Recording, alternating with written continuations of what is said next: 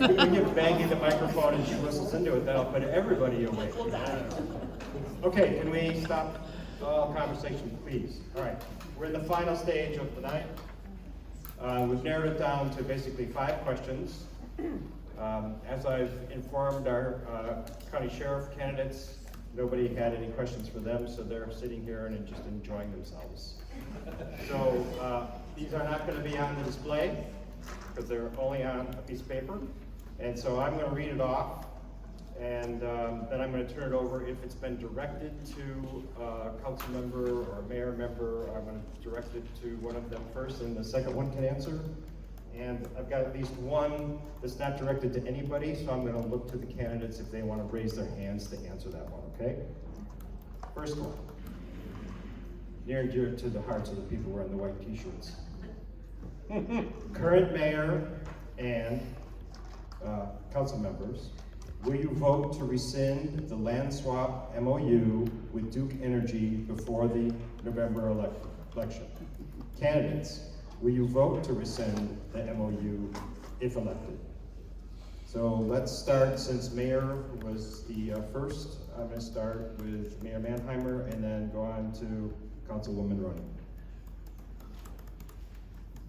So this is going to be a really disappointing answer, but the Friends of Lexington have hired my law partner to fight the substation, so I don't get to vote on this, and I can't actually work on it at this point at all because I'm in a law firm that represents the Friends of Lexington. So, but if that changes, I will be able to. This mic is sort of not working a little bit. Yeah. Go ahead, Kim. Okay, so today in our check-ins, we heard that we can expect that there will be a review of designs so that we have something realistic to bring to the public, and that we will in fact be engaging the public after that. My ask for staff in our check-ins was, can we engage before we get to the design process? So many times we see a consultant or a design process or a plan, and we bring it to the public after. Could we design this better together? I do think that that's possible. I think that when we bring our professional lived experience to the table, we catch things that we wouldn't otherwise see. I heard that happen tonight from someone who was listening to a conversation. The other thing that I've asked is that we not wait so long to have public engagement. I think if we have public engagement in the next month, it helps to relieve the pressure valve that we're all feeling from not feeling heard. We'll be able to truly hear what the community's concerns are, and it'll inform our opinion on what to do next. If we can't do that, then we should rescind the MOU, and I would do that.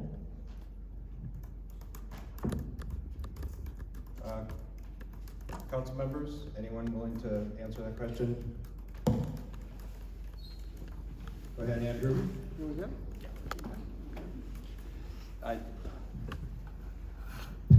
Rarely in a situation like this do you find the city to have the upper hand to such a degree as the city does in this case. Duke wants to do this and needs to do this. The city so oftentimes you see in the city is just, when the community raises up and wants to fight something that is offensive like this, that the city is underpowered legally. And in this case, the city has an incredible negotiating advantage to be able to satisfy the very real concerns about losing the tree canopy on Lexington Avenue. So if I was on council, I would play that advantage to the hilt. And I will not reveal at this time to fully play that advantage how far I would go with that. So if you want someone who's gonna fight for you, that means being a little cagey right now to make sure that we're not playing all our cards until we get to the table. So, you guys are doing a great job. Very clever, by the way, to hire a lawyer from Van Winkle. That is slick. Yeah. That is very slick. So kudos to you guys, and I wish to support you as a council member if you'll support me in the election.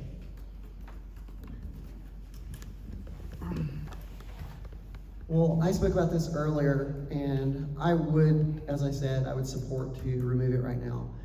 And the reasons are actually kind of complicated why. It's not easy. How many wins has the city, and I mean, when I say the city, I don't mean the government, I mean the residents gotten when they've complained about something with Duke Power. Almost zero. I don't know of any off the top of my head. And for me, this issue goes to the heart of something that has bothered me as just a resident and a voting member of the public for a long time. It is getting these things out in the open as soon as possible. That's why I went on record earlier this week that I will support open meeting laws for the Asheville City Council going forward. And I think this, when I hear people talk about this issue, the complaint that people go back to is we don't know until it's already out or it's already in the works. And I think that's something we need to work on. And I think this issue strikes to the heart of that, like I said. You know, I hear that there's really good business reasons to have that substation out of the Civic Center and over. And I used to work in business. I see the money. I see how that would improve the Civic Center. And I want to improve the Civic Center. And I'm a human being, and I know how often we just don't get any wins. And when you put citizens in a place where they're not getting any wins ever, everybody's gonna get louder and louder and louder over every single issue because they just don't feel heard. And I know what that feels like. As a trans woman, as a member of the LGBTQ community, I know what it's like to not be heard in my life.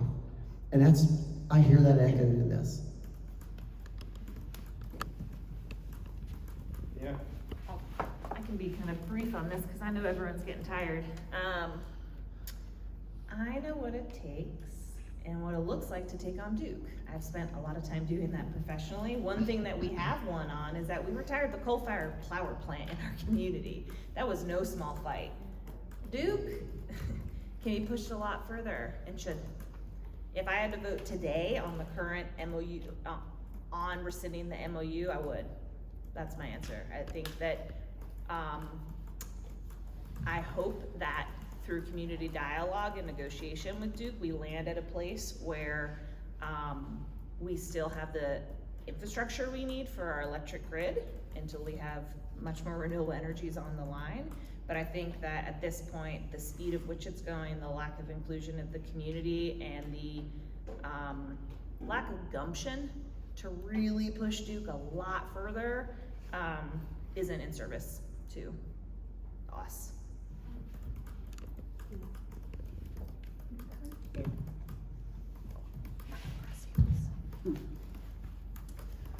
So an important thing to know about me, you can read about my policy positions and all that sort of thing on my website, topish4abl.com.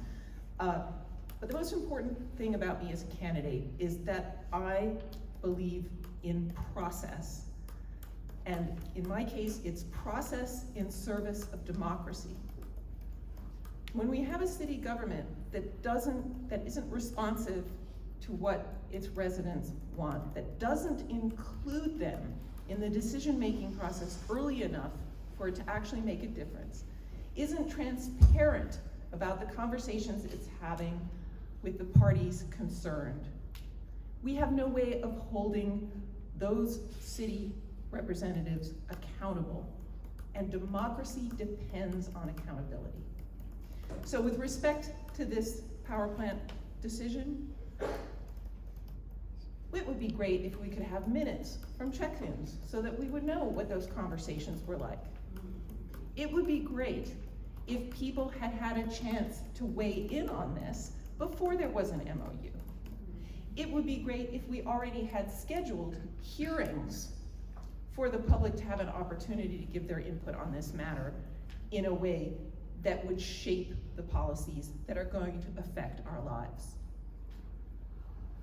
So you can read all about my various perspectives and so forth, but my pledge to you is, if elected, every week I'm going to report to you who I talked to, what we talked about, how it's influencing my thinking.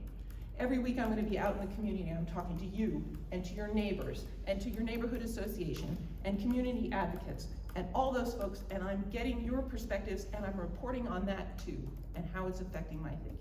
So when it comes time to take a vote about an MOU or whatever it is that is going to affect your lives, you'll know how I arrived at my decision, and you'll have had an opportunity to influence it. And even if you don't agree with my vote, you'll at least understand how I got there, and you'll be able to hold me accountable for it. Thank you.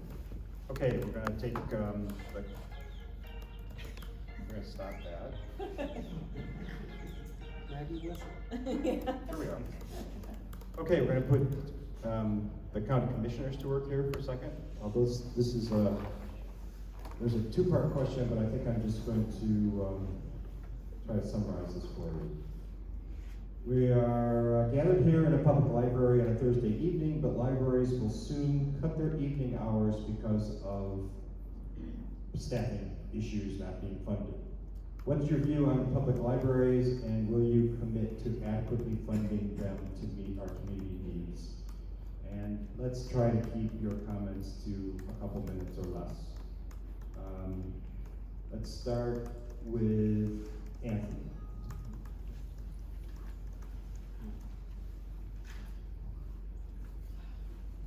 We, all of us are going through short staffing.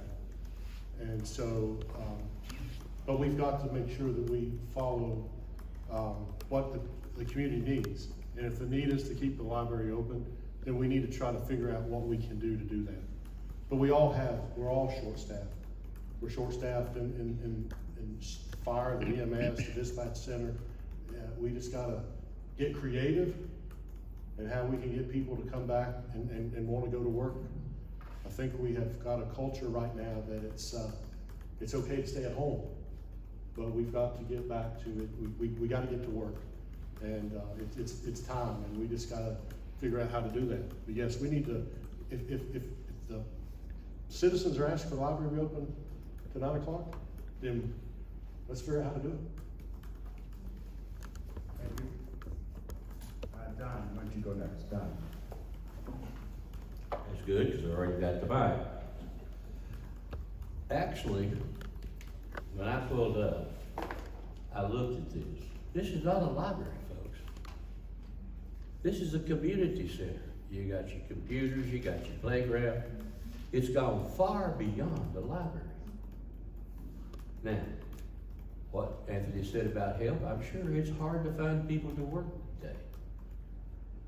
But my question is, if the community really wants this library and are utilizing it, and I've heard all kinds of comments about being fair, what would be fair? Is it fair for everybody in the county to provide your community center? I'm not answering, I'm just asking questions. Because see, that's what we don't do, folks, is ask questions. Because I can remember when it was the thing to do, when Wanda Green was county manager, to build libraries. So they went to Fairview, built one, then they went to Lester and built one, and everybody wanted their library. And now everybody wants their library redone, and you all got a problem here with parking. I cannot understand for the life of me why they put this big a building that's being used this much with this limited parking. That tells me that the decision was made not for valid reasons. So my answer is, if the community wants it, let's get to work together. Remember, don't talk about Democrat, Republican, don't talk about conservative, liberal, don't talk about right, left. Get together and figure out what can be done in the community, and I guarantee you can solve the problem. Martin, why don't you take it next?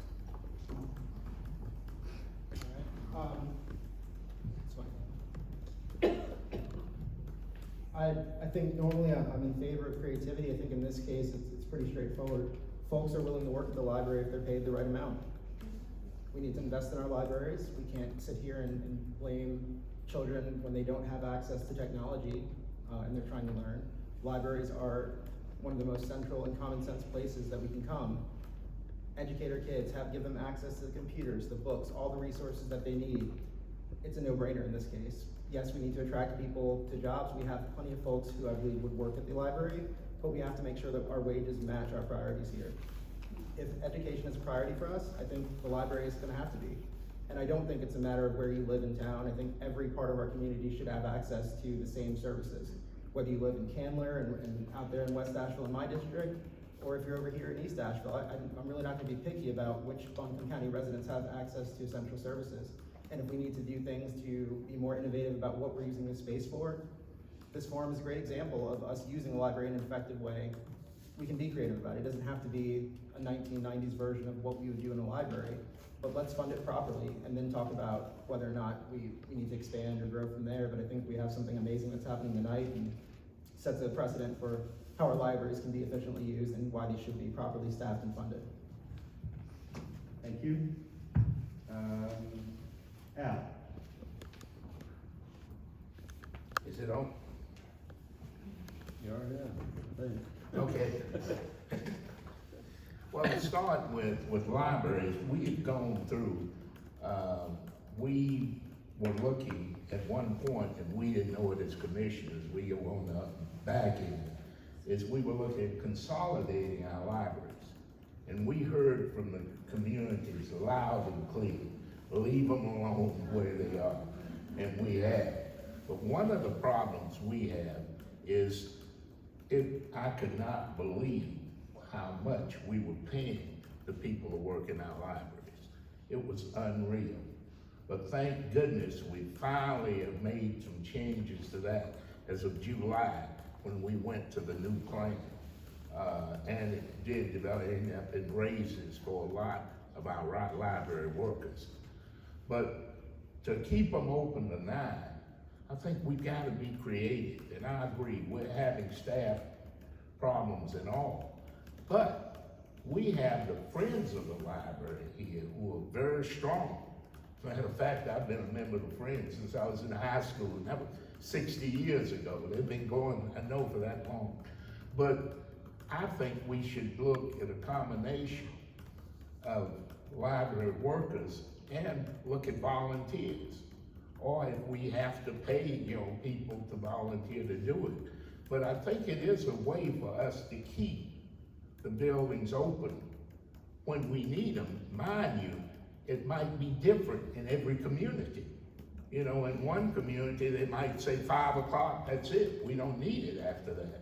In another, like here tonight, it's 9:30, But I think we need to be creative and just look at it. In the times that we're working in now, we've got to, and we need to look at retirees too, because that's who we can depend on. Yeah. To be honest with you, yeah. But, so I think this is something we can deal with and we need to bring up, to look at. But I think we can remedy that. Yeah. Thank you. Robert, you get the final word. Okay.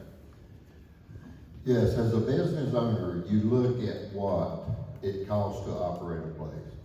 Library, same thing as a business that I've got. Different model, but the same thing. What does it cost me?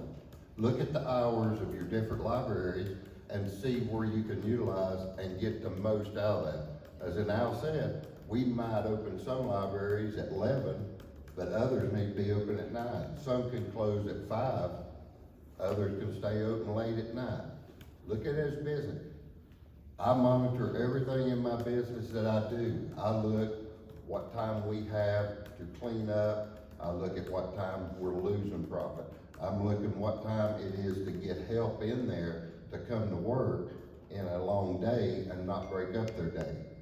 So basically, look at what the option is you've got to make it work and listen to the people. We built this library right here and it was a 2-part thing. It was much needed to get away from the fire department because we need to look at the safety and all that.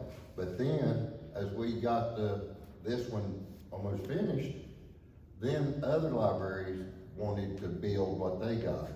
But when it come to the part of let's consolidate libraries, then that's when y'all spoke up and we listened. Is we like what we got. Don't take ours away. We don't have to want to travel somewhere else. So we've got the library, we've got the funding, but let's utilize it as a business instead of just trying to get everything on. We ain't help load everywhere is a major problem in everything we do today. You get retirees. All right. Thank you. All right, we're gonna put the mayoral candidates back on the spot. We've got one question specifically for